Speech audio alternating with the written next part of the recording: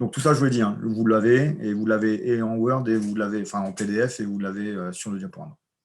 La lettre de motivation, pour bien la rappeler, donc vous aurez tous ces éléments-là, c'est une accroche. En gros, c'est je ne suis pas connu, et d'un seul coup, il faut qu'à travers les quelques mots que j'ai pu mettre, ce soit clair. Par contre, la lettre de motivation, il faut bien que le centre de formation recrute un jeune et non pas le papa ingénieur. C'est-à-dire qu'il faut que ce soit bien quand même construit à partir du jeune et non pas.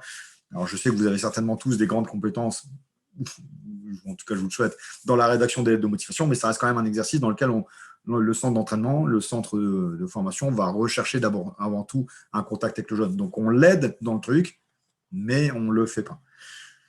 Voilà, dans l'idée, c'est qu'est-ce qui pousse à postuler. De la même manière, les centres de formation, là, je vous disais, le Portel, par exemple, BCM, moi, je sais que Christophe, quand il voyait des jeunes qui ne pouvaient pas les accueillir, il avait un contact avec le Portel en disant celui-là, il est très intéressant, mais je n'ai pas de place. C'est des gens qui sont en contact. Donc, en fait, si vous faites du copier-coller, etc., je pense qu'à un moment, ça va se sentir. Évitez d'envoyer le même CV, la même lettre dans le même mail en disant « Cher monsieur, je suis très motivé par ce nouveau centre de formation qui se distingue des autres », en ayant tous les adresses du centre de formation dans le même mail. C'est le genre de détail qui peut faire rire, mais qui est déjà arrivé. C'est pour ça que je me permets de vous le dire. Voilà, de quoi parler. Donc, je vous ai donné des éléments. Voilà, du projet. Moi, ce qui me semble important, c'est vraiment ça, le projet. Qu'est-ce que je veux faire de ma vie? Quels sont de là où je pars, là où je veux aller et qu'est-ce que je fais? Voilà. La lettre est souvent manuscrite, parce que de la même manière, nous, c'est ce qu'on fait sur le pôle. Si vous vous souvenez bien, on vous a demandé une lettre de motivation, et bien plus que ce qui était marqué dedans, la manière dont c'était écrit, etc., nous semblait important. Tac, tac, tac, tac, tac, tac, je passe vite. Donc ça, ce sont des petits conseils dans la rédaction de la lettre. Si vous avez des difficultés, on pourra en rediscuter.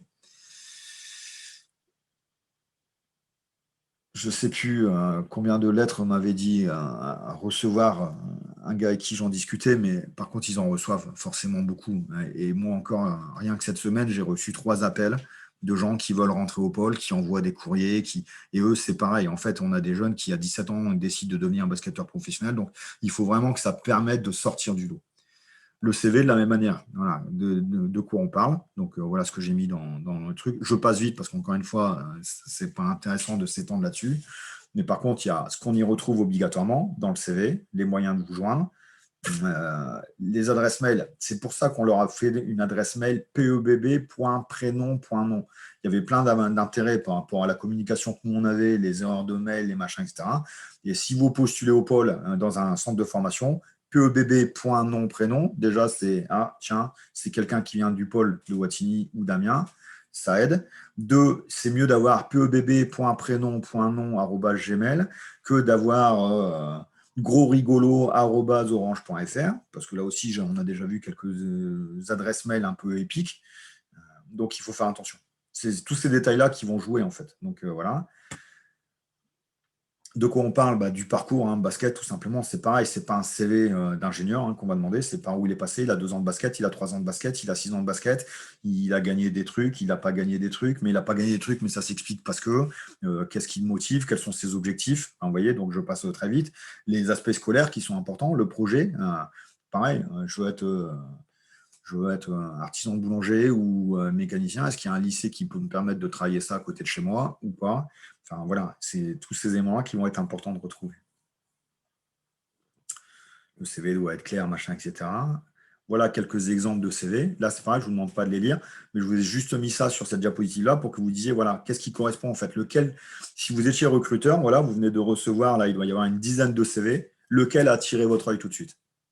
Voilà. Quand la page elle s'est affichée, lequel s'est démarqué, lequel vous a donné envie d'aller le lire. Si celui-là vous parle, le recruteur, ça sera pareil.